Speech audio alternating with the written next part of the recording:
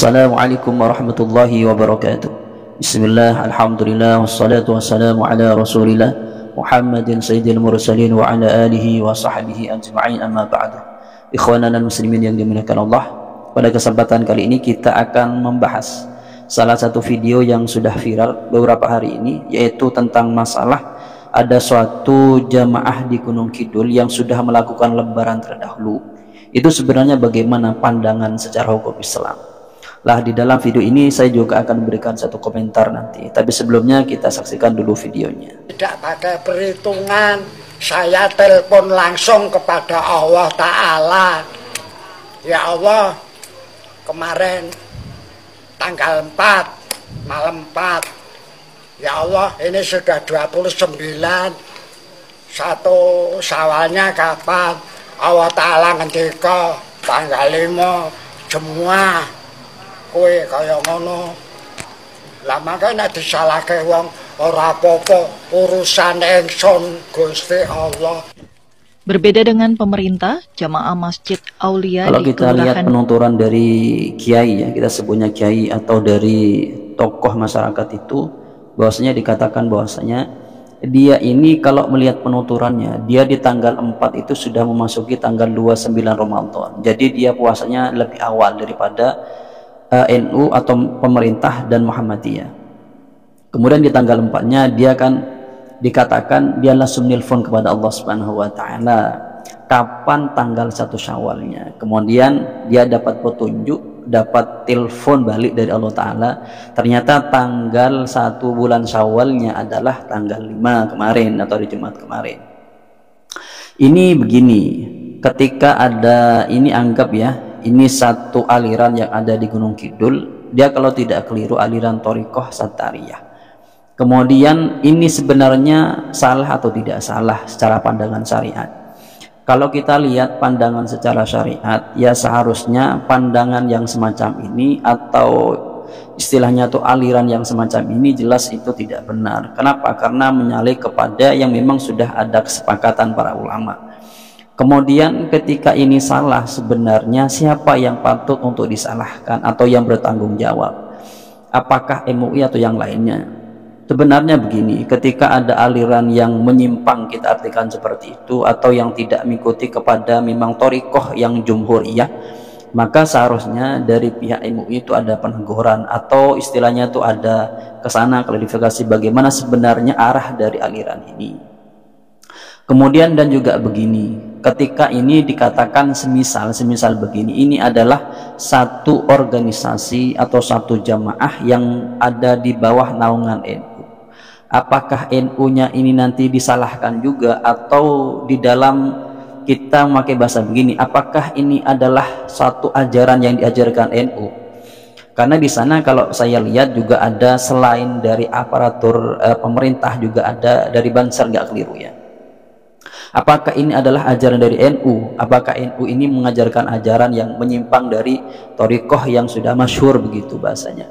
Maka begini, sudah saya bilang di setiap video saya menyinggung kepada satu instansi atau jamaah yang berada di naungan NU, saya mengatakan begini, tidak semua organisasi atau jamaah yang ada di naungan NU itu semua kegiatannya mendapatkan legalitas dari NU, atau kita bahasakan secara santri mendapatkan legalitas secara sara.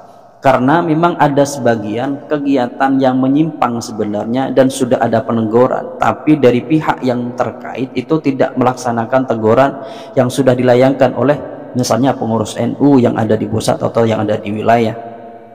Ini menjadi satu tanda bahwasanya sebenarnya di NU sendiri ada koridor yang memang sesuai dengan yang sudah ditentukan oleh jumhur para ulama. Cuman yang memang ada sebagian dari individunya yang tidak melakukan atau yang menyimpang bahasanya seperti itu. Ketika seperti ini, maka tidak bisa disalahkan adalah organisasinya.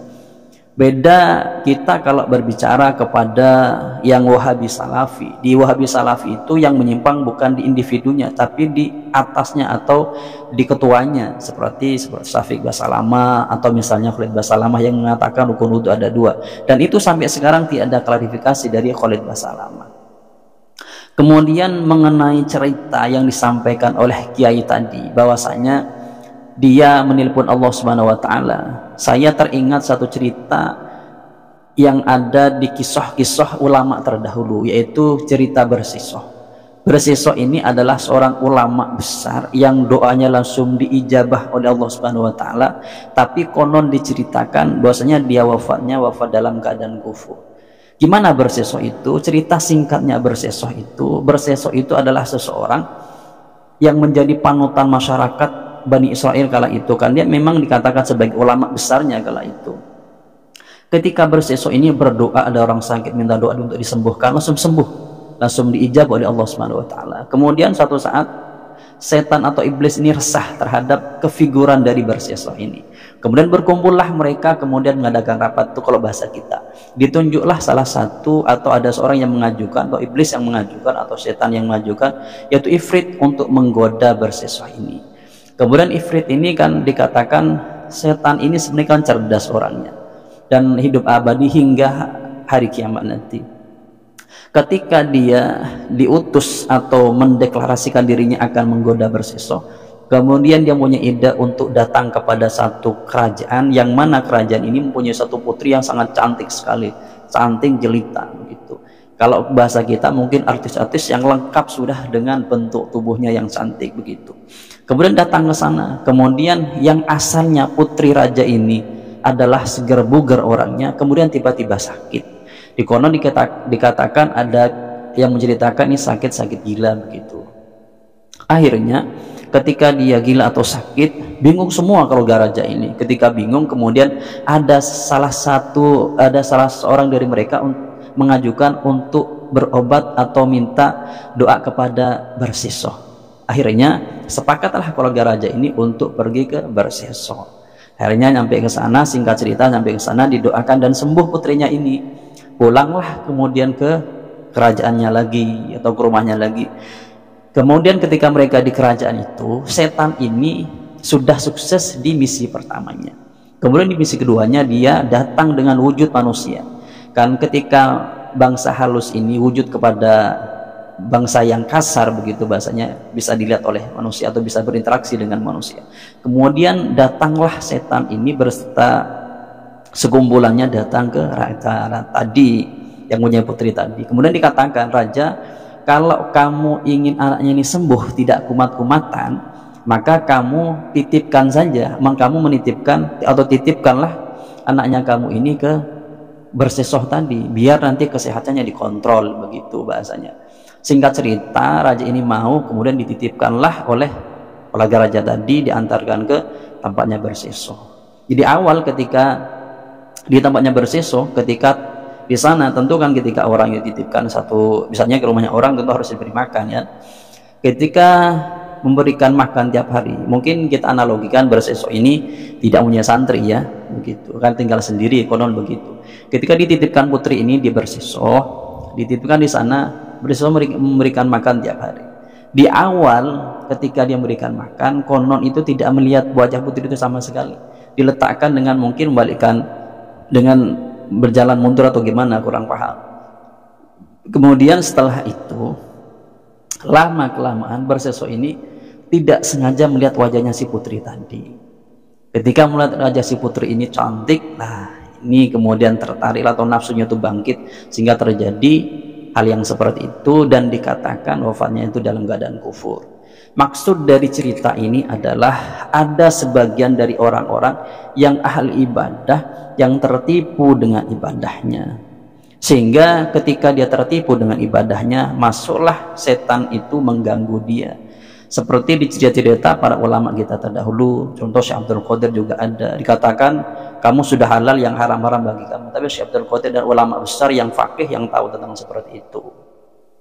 Dan dari kisah ini juga kita bisa melihat atau bisa menyimpulkan bahwasanya orang alim itu atau orang ahli ibadah itu kadang tertipu dengan nafsunya sendiri begitu. Ya bisa dimungkinkan cerita dari kiai yang ada di dalam video tersebut sebenarnya bukan Allah Subhanahu wa taala yang datang kepadanya, tapi misalnya syaitan atau yang lainnya, tapi berupa wujud atau mengatakan dirinya Allah Subhanahu wa taala. Bisa saja seperti itu. Dan bisa kemungkinan benar atau tidak sih wallahu alam, tapi kemungkinan saja bisa saja seperti itu. Cerita seperti ulama-ulama terdahulu yang didatangi oleh setan begitu. Ketika seperti itu, maka yang diutarakan, yang didapat dari misalnya dari wangsit itu ya tidak benar. Karena kalau kita menghukumi secara syariat, memang di dalam penentuan bulan ini sebenarnya sudah ditentukan bulan-bulan itu. Ketika ada orang menentukan bulan tidak seperti pada jumhurul ulama yang sudah ditentukan oleh ulama-ulama yang muktabar, maka bisa dikatakan bahwasanya penetapan bulannya itu tidak benar karena menyalahi kepada jumhur begitu. Oleh karena itu, kalau kita berbicara tentang masalah benar dan salahnya, kalau kita mengukur secara syariat atau mengukur secara pandangan fikih, maka kiai tersebut bisa kita vonis itu di dalam dia menentukan tanggal 1 Syawalnya itu tidak benar. Karena juga penentuan bulan Ramadannya, ketika dikatakan memang dia menentukannya itu Ramadannya lebih awal, itu pun juga tidak benar gitu. Jadi itu mungkin tanggapan saya yang bisa saya berikan terhadap video dari kiai tadi yang mengatakan bahwasanya dapat ilham bahasa begitu atau dapat telepon dari Allah Subhanahu wa taala lebarannya tanggal 5 atau hari Jumat kemarin.